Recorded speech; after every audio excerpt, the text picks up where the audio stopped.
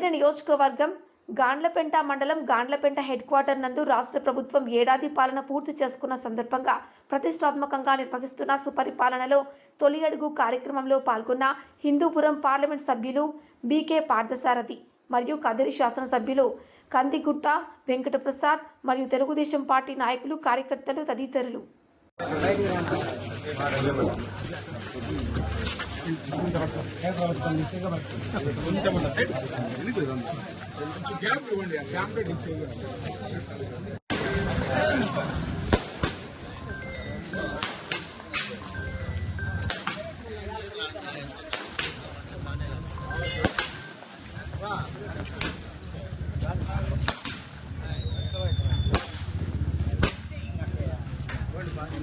photo